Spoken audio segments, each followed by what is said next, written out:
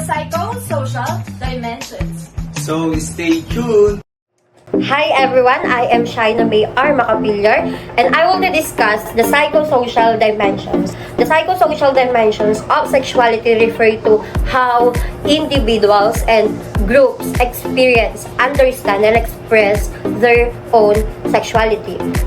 The psychosocial domains have three domains, that is affective, behavior, and cognitive. First domain, we have affective. When we say affective, it refers to the emotions, feelings, and attitudes that we have towards our bodies and to our intimate relationships or partner. Behavior. Behavior includes our sexual activities such as kissing, flirting, as well as any conversation or interaction with our potential partner, which is the boyfriend, the girlfriend, the husband, and wife. And when we say cognitive, it is how we think and perceive ourselves in relation to our own sexuality and how this impacts our attitudes and expectation of intimate relationships. Again, when we say affective, it is the feelings that we have towards ourselves and our partner. Behavior is our sexual activities with our partner. Cognitive is how we think to ourselves and partners.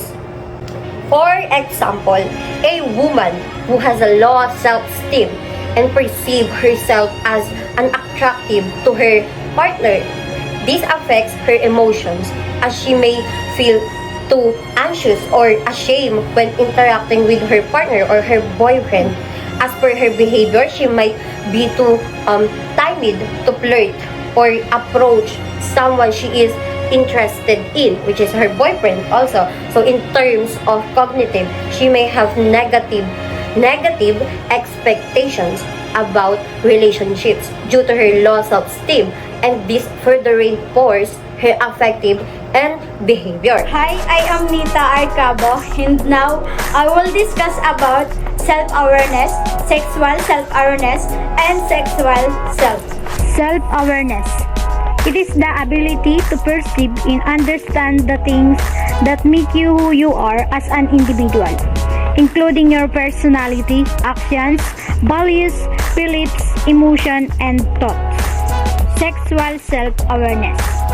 It is help to understand our inheritance so that we can determine the outcome from this kind of activity. And also, it is about the kind of sexual healing that allows us to honor the erotic as one of the pleasure of being human.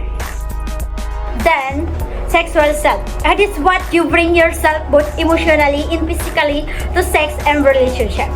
Then we have aspect of sexual self. The first one is the sexual opponents, and we have here sexual practices such as masturbation, bisexuality, and permissiveness. Good day everyone, my name is Shiny Roque and I will discuss the sexual attractiveness. It's an individual ability to attract other people's sexuality. It may vary one's personality, body shape, body texture, and skin color. It's also a factor for a person to select their mate or partner. Sexual attractiveness is a sexual sense of the individual to other person. Mostly people can feel this sense when they admire the persons. The ability of individual once they have this, what we call sexual attractiveness, is to attract someone even they are doing nothing. What makes a person attractive? Well, for me, a person makes attractive if he or she is so smart, kind, proper hygiene, and lastly, is full of wisdom. Hi everyone, I am Rona May Murillo and I'm going to help you on understanding what is social domain and human relationship. Let's start with the social domain. Social domain pertains to anything associated human relationship, connections, and interactions. It includes the development of social skills such as collaboration, fair play, leadership, and communication that help us enjoy interacting effectively with others. And now, let's find out what is human relationship. Human relationships is a bond formed between two or more people. It is manifested through communication and interaction. Human relationships are crucial to our survival as a human race. They facilitate our reproduction, provide love and nurturing environment for our development, enhance our life opportunities, and extend our survival. There are 4 types of human relationships: family relationships, friends, acquaintanceships, and romantic relationships. Hello, hi mabuhay, this is Regina Moraga. And next to the human relationship is we have what we call sexual attraction. When we say sexual attraction, it is an attraction that makes people desire sexual contact or show sexual interest in another person. Like for example, you can feel increased heart rate, increased body temperature, nervousness, anxiety, and a shift in a vocal patterns that all common indicators that sexual tension is present. Next, we have human sexuality. Human sexuality is the way people experience and express themselves sexually. This involves biological, psychological, social-cultural factors. Now, what comes into your mind when I say biological dimensions? Well, biological dimensions of human sexuality is the portion of a person's sexual identity which is shaped by genetics and psychology. Next to biological is we have what we call psychological. Although sexual activity is definitely physical, it is also involved psychology or our sense of being. For example, the psychological factors that affects our sexual wellness is body image, lends itself to a feeling of overall wellness. The psychological dimension of sexuality is probably the clearest example of learned aspect of sexuality. And then lastly, for the dimensional factors of human sexuality is we have socio-cultural. The biological and psychological components of sexuality are affected by society and culture.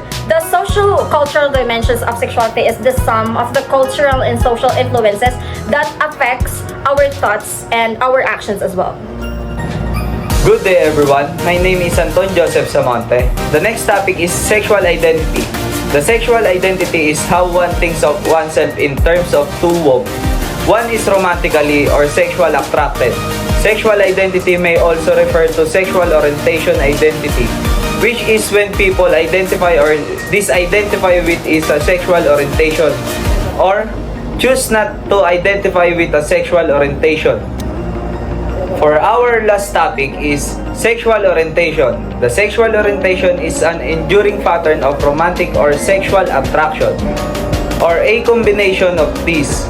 Two persons of the opposite sex or gender, the same sex or gender, or both sexes or more than one gender. Sa akin sitwasyon is nahihirapan ako mag-out sa family ko dahil yung family ko ay Catholic, family-oriented din kasi ako. Tapos, religious din kasi sila. Bale, as only child, nahirapan ako mag-out. Kasi ako lang yung lalaki dun sa bahay, tapos puro kasama ko, puro babae, gano'n. Tapos, wala na rin kasi akong mother. Bale, hindi ako masyado malapit dun sa father side ko na pwede kong mag-share about sa gender. Ayun. For me, being a transgender is